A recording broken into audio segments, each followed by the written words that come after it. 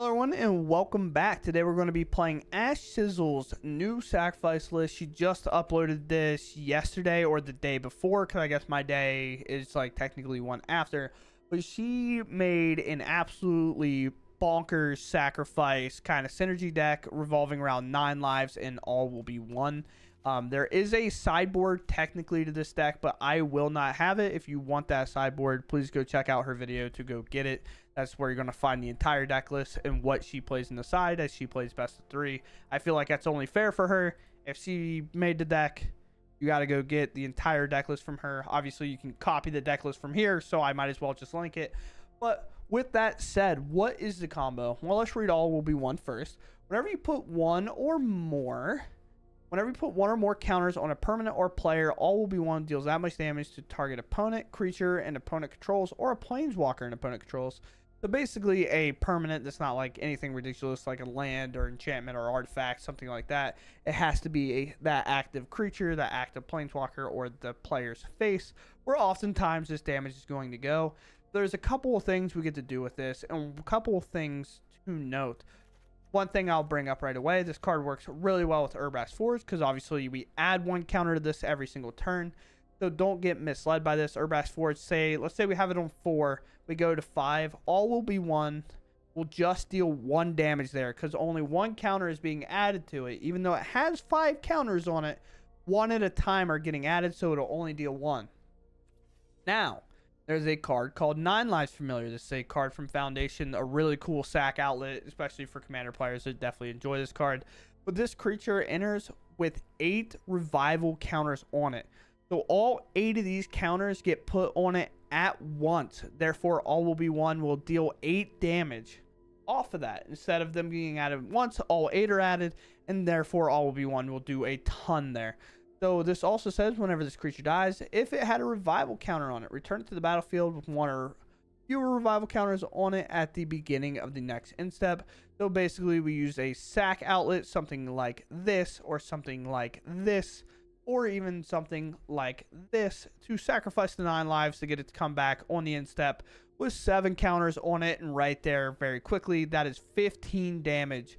All will be 1 will do in one turn cycle off of a 9 Lives Familiar. Outside of that, we do play a infinite combo in here as well. If we have Obnix in play and all will be 1, Obnix is worded in a really cool way. Whenever 1 or more opponents each lose exactly 1 life, put a 1/1 counter on it. That is the 1/1 counter all will be 1 needs. And then it says you can exile top card and you play it till the end step, but we've already read what the infinite combo will do. So this will get 1 counter. All will be 1 will see that. It'll deal 1 damage to the opponent. This will trigger a separate time, putting exactly 1 more counter on it, triggering this to put exactly 1 damage back on the stack and hit our opponent. And this will cycle infinitely until your opponent is officially out of the game. Now, one thing to note is Obnix does not say draw a card. So technically, if somehow they're above your card count and you start this cycle, you should be able to win the game. I don't think the bottom part is a requirement to resolve the rest of this ability. It just gets the counter regardless. And then the next part happens, so it should be fine. It never came up for me, nor do I think it will, but it could happen technically. Outside of that, we are just trying to survive our ramp in a weird way with Greedy Freebooter, using the Mirth to sacrifice it, make that treasure, keep it along. Torch, Final Vengeance, and then we have Fear of the Lost Teeth, which is technically a way to trigger the Obnix start zone, where it deals exactly 1 damage to any target. And oftentimes this card is kind of good at picking off like Deep Cavern Bats whenever you sacrifice it with a Mirth or something like that to get your card back. And other than that, when all else fails and we're against the slow control deck, we got the best control beat card in the game in Urabrask Forge, as it will put enough pressure on the slower decks for you that they are forced to answer it. And with that said, only Domain and those type of decks have so many Leyline Bindings, so many blow up effects. Get Lost cannot even target this, so it's kind of a cool little dodge trick there. I guess the final action is the fact that this Predator is a sacrifice outlet for the 9 lives, but you'll see it in the games. We're going to go ahead and hop into them. Definitely had some weird curse games today, so didn't my opponents. It was a weird day on the ladder, that's for sure. But let's go ahead, dive in, and see what we can really accomplish with this all will be 1 deck.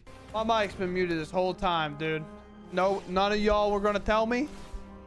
Nobody was going to tell me my mic was muted this whole time. All right. To keep this game or not, I have no idea. What is this, like Ward 1? Sure, man. Yes, I am sure I want to pay this ward. I can't believe my mic's been muted this whole time. I've been giving detailed notes. Y'all keep track or what? I think this game is interesting enough. I want to leave it because this is definitely going to be an awkward spot where this card might get pumped and I might just give Raska one shot at here because I can't really stop it. The level is just probably GG's, to be honest with you. We'll see. I mean, I feel like I'm just dead. We will try our best. I don't know. I mean, realistically, if they have it, they have it, right?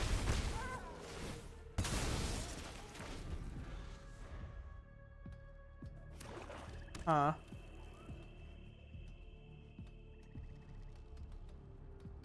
Getting out comboed. What's happening? No. Second Innkeeper's Talent. Okay. Whatever creature they play, it's going to be a thick, brother. Like, I think it's going to be huge.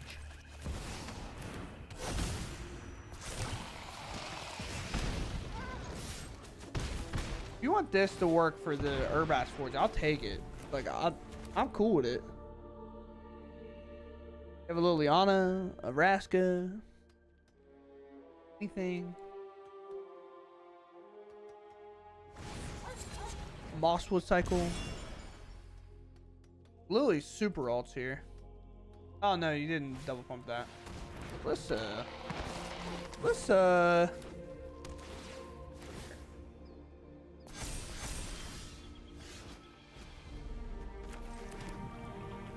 is the combo, right?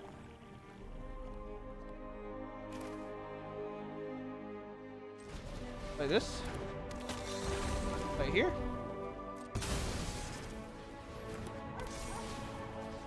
Would like to do 8. And we get to sacrifice 9 lives. 9 lives will come back. I don't know what that does.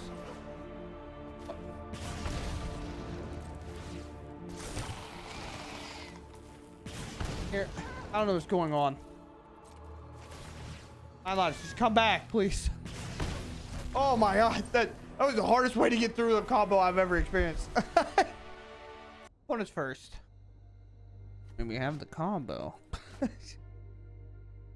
I surveil first or do I play the freebooter first? I think I played the freebooter. Definitely here for sure. You can always surveil this turn, right? You can always smack him for 1. Abzan? Interesting. Surveil.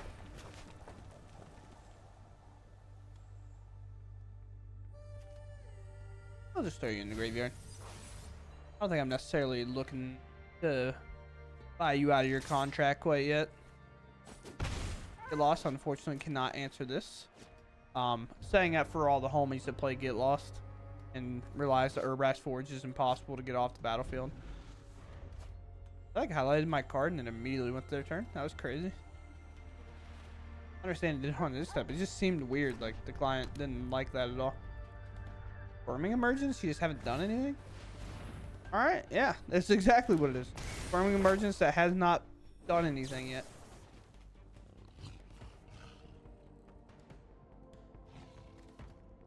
Yeah.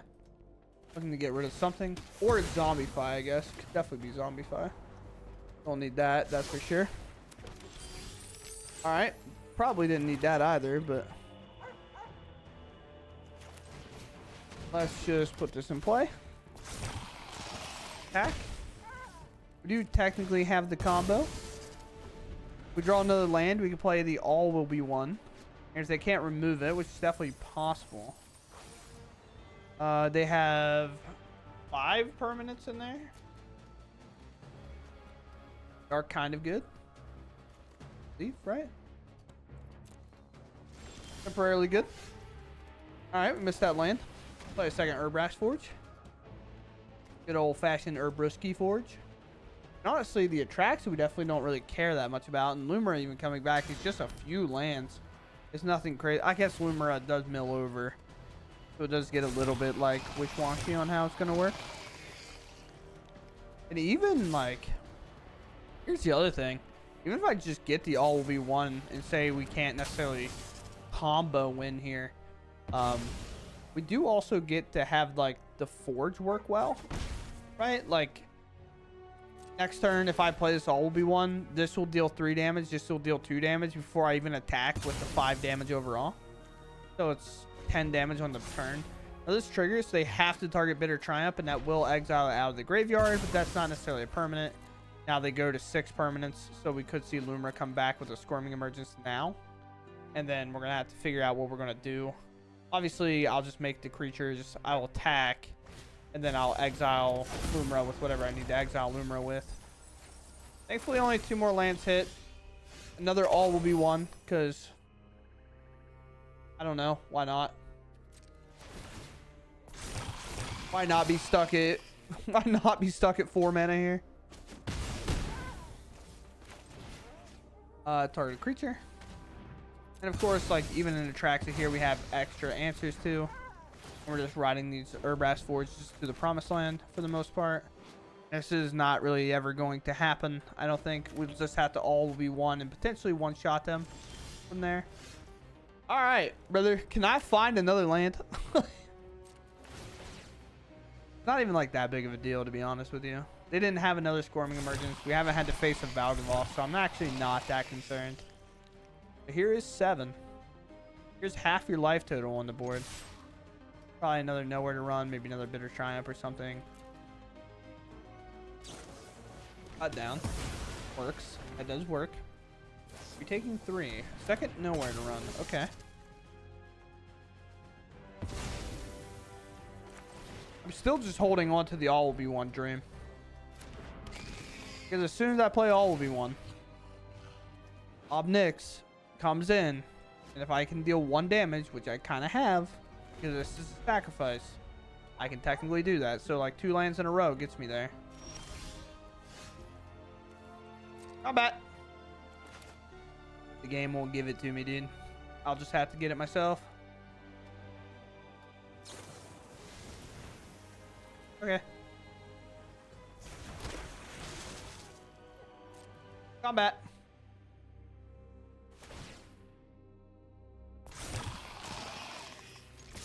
Here's 5. I know I could go for Urabrask Forge here, but I definitely think it's play the Mirth and just try to find some lands here.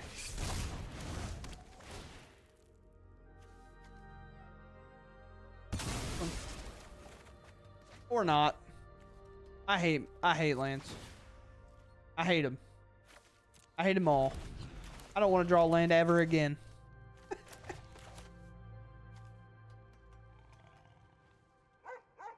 Brutal. And my opponent can't find another Squirming Emergence.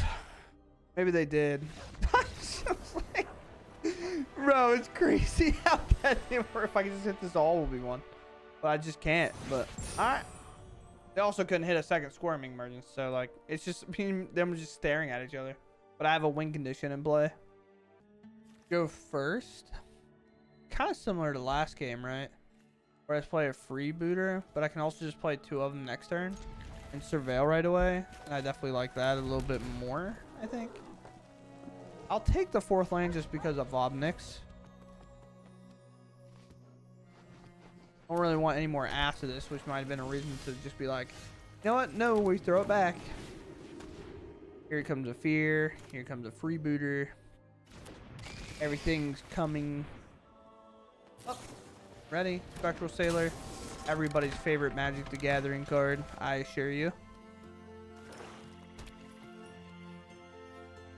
Definitely my favorite card. Oh no. No plan to block there, huh? This one. If it resolves, we're pumped. If it fails, we're sad. It resolves. We're pumped. We make it, dude.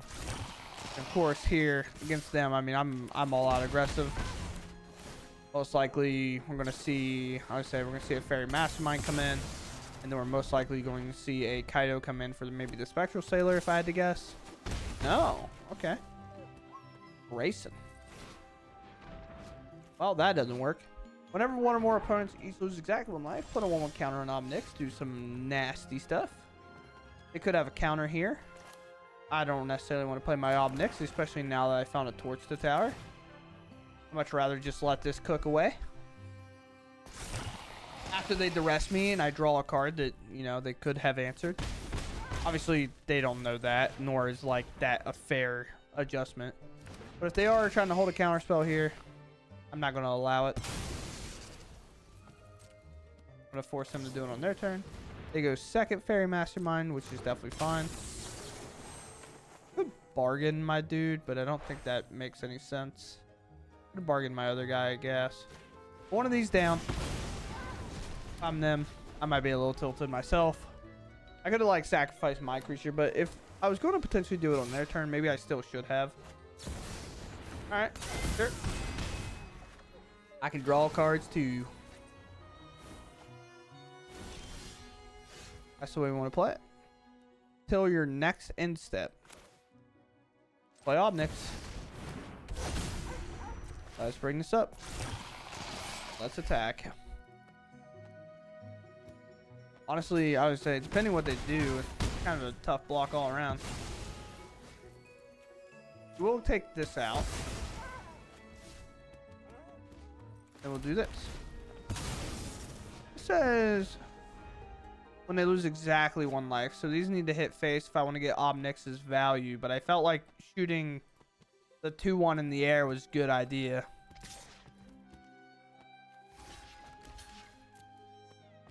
I'm blocking.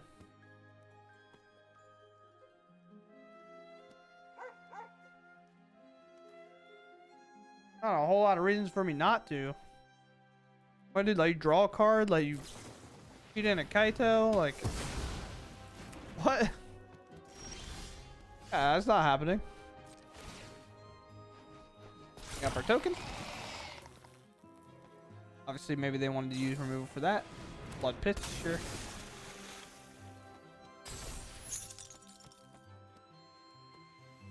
Wait. I'll just play a land.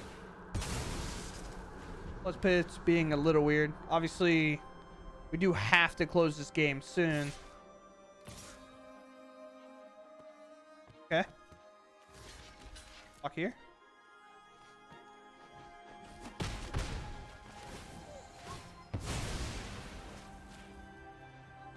Ninjutsu Kaido here because it's still technically in damage, but I don't know why they wouldn't do that beforehand. Now all the creatures are gone. I found a Surveil land exactly as I drew it up. Exactly what I wanted.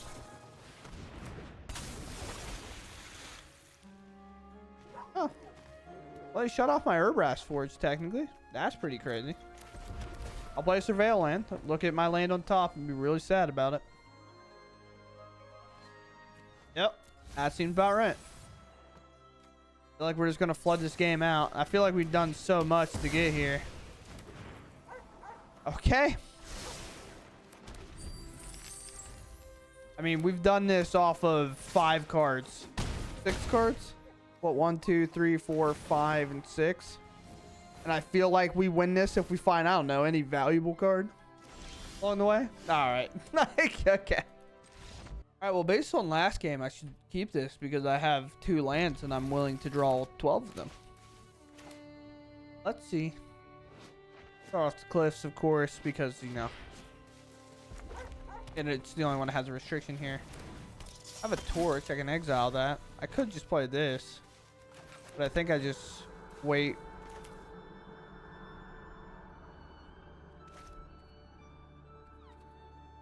I'll wait. Always like an awkward choice to have to make. Sure. If I didn't wait, I wouldn't have to take that damage, you know. Here. Are you on a 1-lander? My hero. Here. Here. Play the creature that they can lightning strike. Did you have to find the land though? I will double block.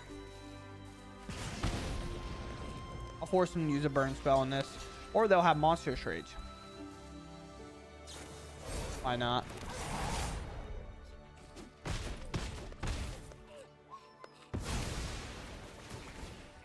Yeah, what's to think about anyway? 9 lives can go to the bottom. All will be 1 can technically show up here, right? You're missing land, so it's like it feels reasonable.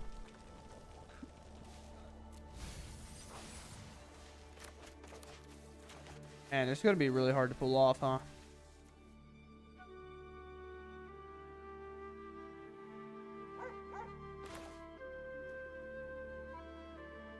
I have no idea. I'm supposed to wait?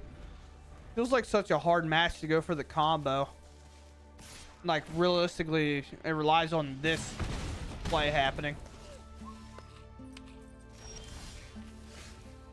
Land is huge. Look at this.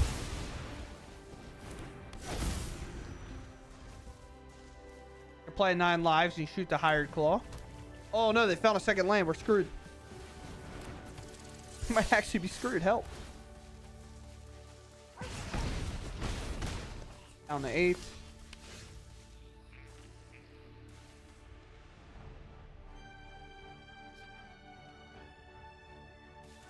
I only have 5 mana. If I play this, it doesn't do much. But technically infinitely loops here.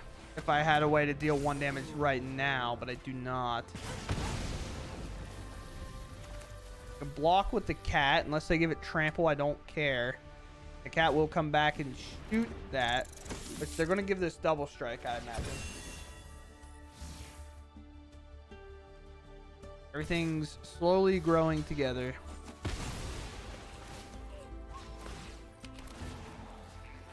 What is this? This is 7. That would be 6. That'd be 14 damage I have. Am I just better off just shooting these things down? I think so. And a torch to the tower comes in to save the day.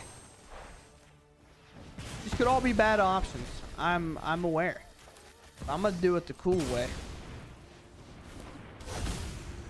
Not many times do you ever get to infinitely combo mono red. Potentially. I can still do it. I believe in them. Well, Monstrous Rage isn't going to be enough. Oh, do you have to fling this here? Oh, they knew. They know. They're like, not here. Not me. I'm not doing this. I said, fair enough, brother. Here.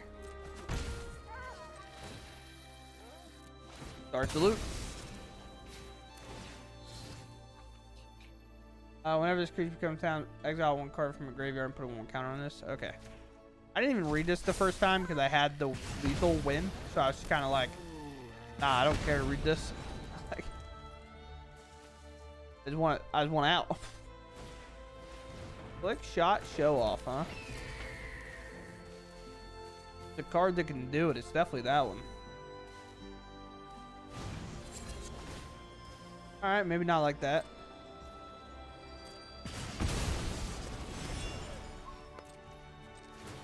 Oh, I messed up. Because it comes back on end step. I messed it up. I'm sorry, I messed it up.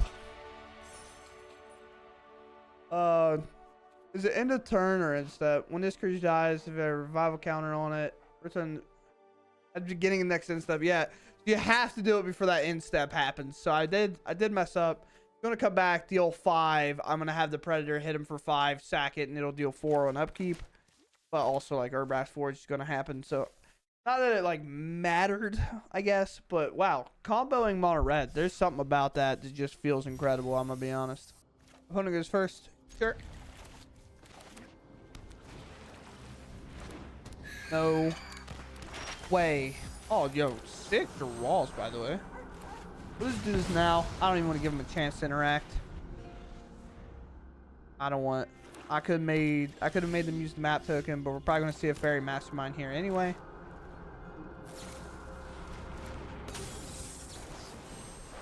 No.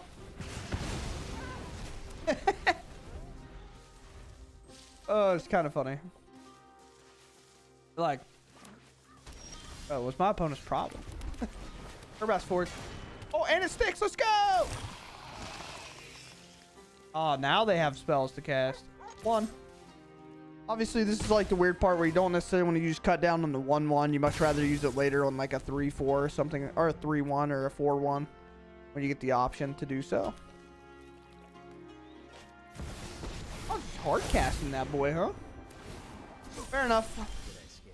I thrive in the dark. Could just hit him. I could just bring this up and hit him. Friend. This is not how I die. Fair enough. I don't know why I had to be that serious about it. It could tap down my 9 lives familiar. That'd be interesting. Activate a map on it? Okay. Mockingbird's pretty cool. Maybe not the card for here. Oh, maybe they think so. Anoint? No way, dude. Now I know. Darn it, you're supposed to hit me with that first.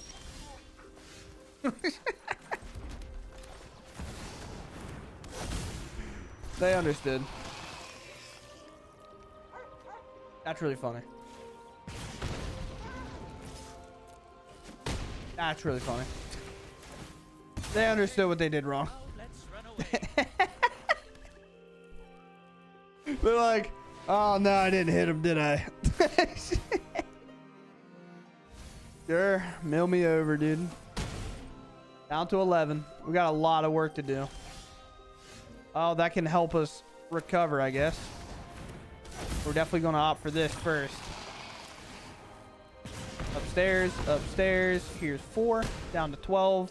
We get hit to 7. They get hit to some amount, a numbered math game. But I don't have to cast a second. All will be once I can play the freebooter or whatever. Technically, I'm A-okay. Thank you. See, Arena tried to do it again. Look at that. Tried. It really did.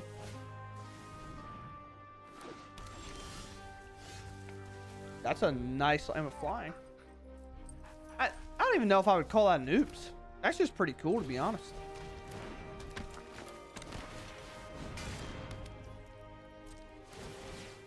This is like 4-ish. Honestly, a lot of that game came down to the accidentally activated Kaido, right? Because they like messed it up. They wanted to put the Mockingbird in their hand, but failed to do so, of course, after what we kind of saw there. But yeah, nice.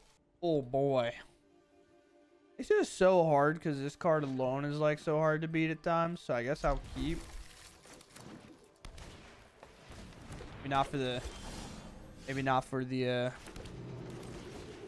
Elves player that can outpace it for sure, but we'll see. We'll see. A little more confused. Maybe not Elves. Maybe. All right. We could. Oh well, actually, I guess stacking this does 1 damage to anything, right? Actually, huge. We needed to draw cards because we needed to land, but we missed, as you can tell. I hopefully find one in the near future.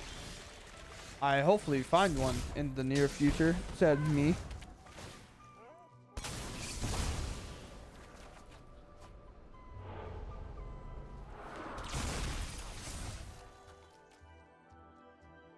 Remember that thing we talked about the game prior to this where we flooded and did nothing relevant?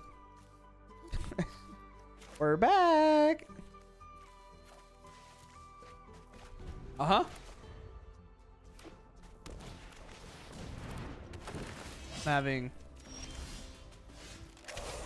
I'm I'm having the worst time. I even want to play. Let's just move on. I'm just moving on, dude. Like, what am I playing, bro?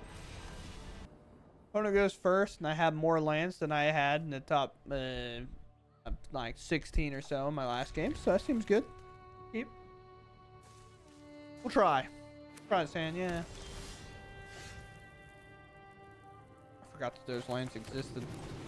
We'll go for the Freebooter because we get to activate the Mirth, and then obviously we get a Scry. We get a lot of things to go on. Now, Anoint's obviously kind of annoying when it comes to the Freebooter or 9 Lives Cat, as we found out in the previous match that Anoint still exists. Yes. Okay. Wait, this one? Actually, turn. Feels like a creature that you don't want to remove ever. But I get it if they think I have this card. Definitely makes sense, you know. Actually, we can just wait, right?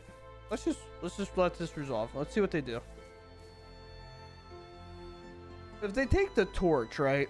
We just do the Mirth, sacrificing the creature. Then we shoot the creature with the, like this card. But then we got all the value, right? So we didn't have to necessarily like lose any value that way. No, there's like 0 chance I think they block, but they could in a spot like this. So I'm just not even going to give them the option to. Maybe they knew our plan and they want to stop me from bringing that back. Definitely a possible thing that could happen. Stuck on 2 mana, it seems. Don't worry, opponent. I would feel bad if it didn't just happen to me last game.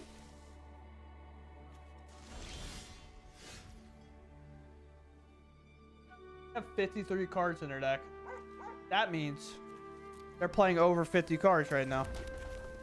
Nah, I kind of don't feel bad. I'm going to play this all will be one, I think. Actually, I'm going to play the better win condition, I think. I'm going to let them get value out of their cards. And also getting like 2 Urabrask Forge cooking. Because all will be one only ever does 1 off Urabrask Forge. Because these always have counters on them. So it just gets 1 added to it. Therefore, this only ever does 1. So I much rather have this scenario where I get them going first. Because it's just going to be more damage over time, I think. I think that's how that math works out. Pretty positive, but, you know, also dumb, so. What would you like to play? Creature, okay. My turn. I would like to play the all will be one, but we're not obviously going to do that here. We go for the Urabrask Forge, number 2. We play 2, we attack. This is 3 damage coming across. They chomp the 2, which is fine. Now I don't really even have to technically sacrifice anything, which feels a lot better for me. I think I guess I could sacrifice this to scry 1, but I'd much rather just like hold. I'm lying. It's a bad play. I'm trying to lie to you right now. I made an awful play just now, and I have to live with it. I suck. Oh boy. All right. What do we got? 3 mana and a dream.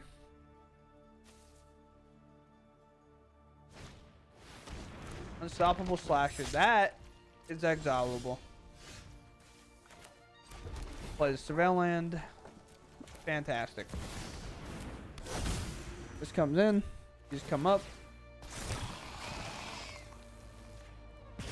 1 here. 1 here. Double attack here. See if they want to block, and then I get to save my torch, obviously. That's kind of the thing. But regardless, they get absolutely suplexed here by 2 9 lives being played next turn. Morgan. Now I don't even have to, right?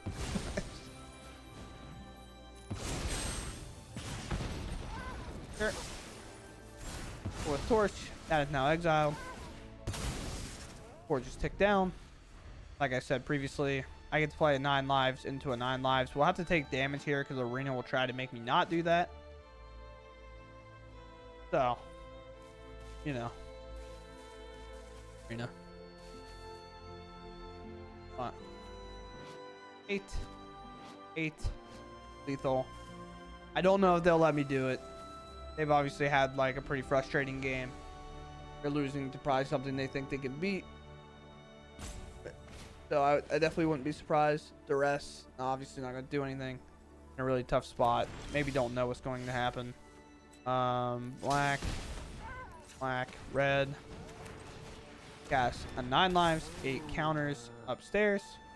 And now I think they see, obviously, because it chose them. Go for the throat. And honestly, I'll let the cool thing happen. I forgot I had Urabrask Forge. I was just going to go to instep. But we get it regardless, obviously. A frustrating game for me the game before, and a frustrating game for them after. So it's kind of cringe. With that said, here we are. We have the deck that Ash Sizzle played. She is entirely responsible for this. She has a sideboard, but if you want to find her sideboard, you're going to have to go to her video, because that's the way I feel like crediting somebody for their deck list is if you want to play this in best of 3 and what she played, she had a 71% win rate. And we actually had a pretty good win rate overall, too, actually playing this in best of 1, which is kind of crazy. Definitely looking at a deck like this in best of 1. Honestly, I think it's a little bit because the arena didn't know what to do with it. They're like, what is this pile of nonsense you put in front of us? Like, how do we sort this out? Don't want to put you against control, because this card automatically beats control a lot of times. So we don't have to worry about them countering this, because like they're not going to be playing blue-white most of the time, because, you know, Urabrask Forge is so good. But aggro kind of also has like a weird time. Like, they could definitely get us. Like, aggro is definitely a hard matchup for sure.